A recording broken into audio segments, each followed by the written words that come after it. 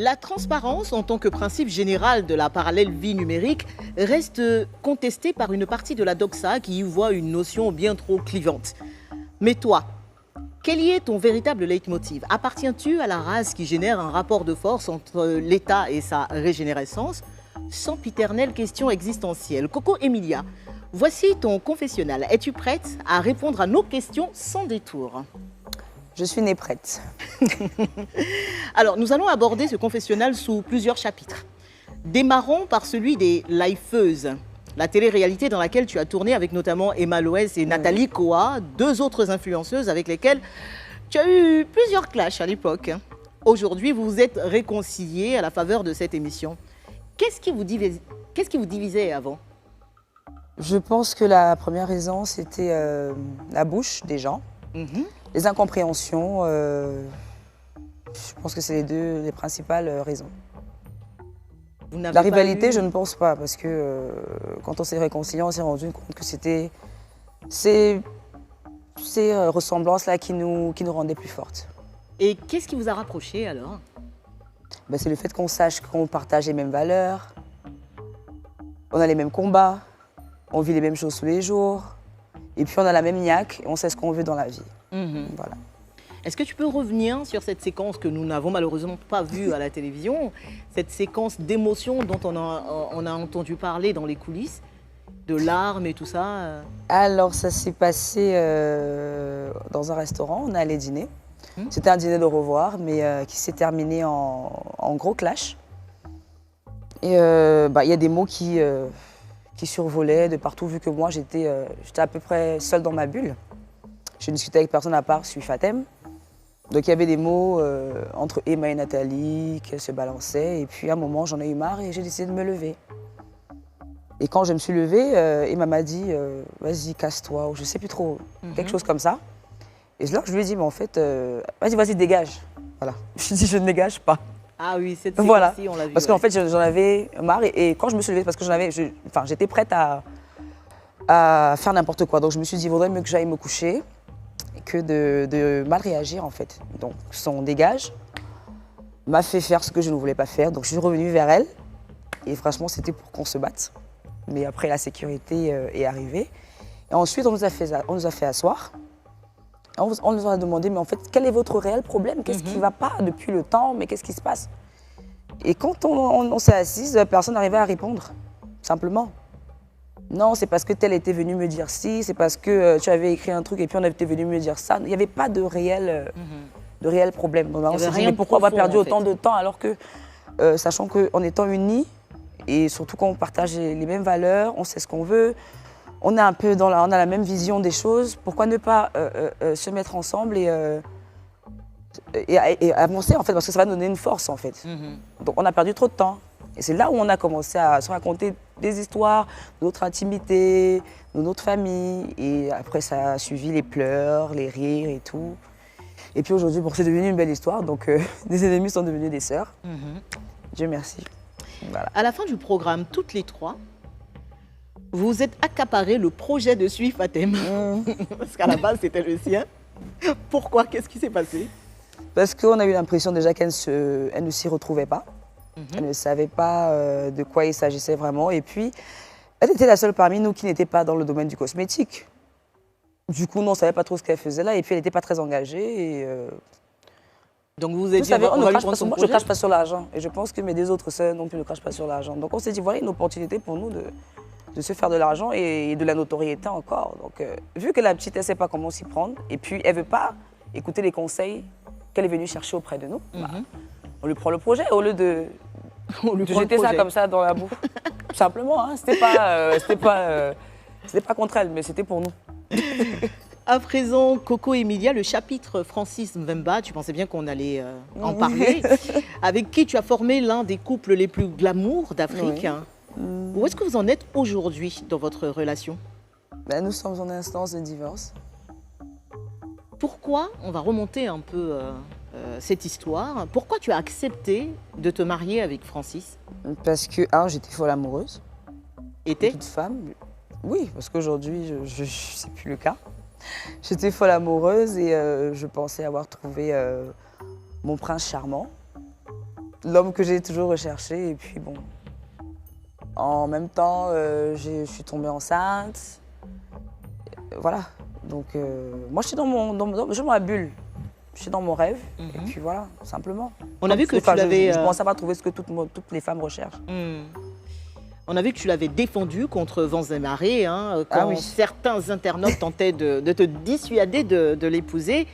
Mais est-ce qu'il t'est arrivé à un moment donné, face à toi-même, hein, d'avoir des doutes concernant Francis avant votre mariage? Loin des regards des gens? Oui, loin des regards des gens, ça m'est arrivé, mais je me dis, le linge sale se lave en famille. Et puis quand tu as un enfant qui n'est pas sage ou qui fait des bêtises, tu vas pas bien le jeter à la verdict populaire en fait.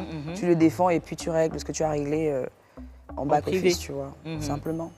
Aujourd'hui, il est donc question de divorce. Est-ce que... où est-ce que vous en êtes? Je veux dire, à quel stade? Bah, là, on a la première audience en juin. Où ça? À Paris. À Paris, d'accord. Bien qu'ils ne veulent pas. Ils ne veulent pas. Parce que lui, il ne veut pas du tout. Oui, il ne veut pas, mais c'est mieux pour nous deux et pour la petite. Tu as affirmé sur tes pages des réseaux sociaux que c'était toi qui avais demandé le divorce. Oui. Pourquoi? Parce qu'on était en incompatibilité, simplement, on ne se comprenait plus. Et puis, ça ne... Enfin, je me suis juste rendu compte que c'était pas ce que je recherchais. Je m'étais juste trompée, en fait. Mais le mariage, c'est pour le meilleur et pour le pire. Je sais, mais en fait... chacun sait ce qu'il peut supporter ou pas. Simplement. Francis s'exprime très peu publiquement sur ce sujet. À ton avis, pourquoi? Aucune idée. Une idée. Est-ce que la situation t'a fait souffrir? Beaucoup, extrêmement. Parce que je me suis mis beaucoup de personnes à dos. En fait, la première chose, c'est parce que j'y ai cru. Donc quand j'y crois, je me mets tout. Je mets mon âme, je mets mon sang, je mets tout. Tout mon être en fait. Donc ça a été la première déception. Et puis j'ai bagarré contre ma famille, contre tout le monde, contre mon public, parce qu'aujourd'hui je suis un personnage public. Je me suis battue tous les jours, je pense que vous avez vu ça. Vous pouvez en témoigner. Et à un moment, se rendre compte que je me suis trompée sur toute la ligne, c'est blessant parce que je me suis dit j'ai tout donné en fait. Mais bon, après, je me dis, c'est arrivé pour une raison. Et je le saurai peut-être plus tard pourquoi c'est arrivé, mais... Est-ce que tu en souffres encore aujourd'hui? Bien sûr.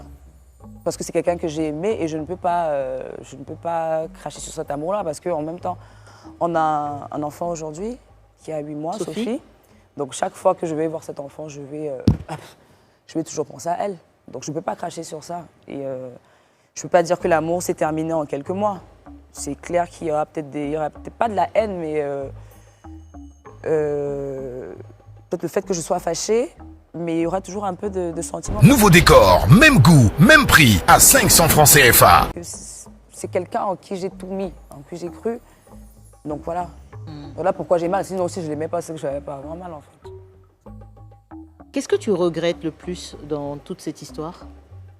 Dans notre histoire, je ne regrette... Enfin, au début, je regrettais, je me suis dit j'ai perdu du temps avec lui, mais dans ma tête, je me dis toujours Dieu ne fait rien pour rien. Ce qui s'est passé, ça devait être un épisode de ma vie que je devais vivre et dont je devais en tirer des conclusions. Donc, qu'est-ce que Francis pourrait faire aujourd'hui?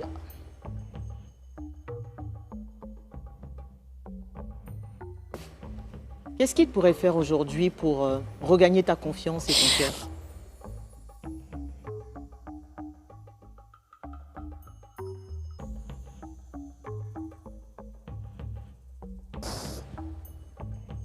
Je comprends l'émotion de cette situation et que tu reviennes sur cette partie douloureuse de ta vie de couple.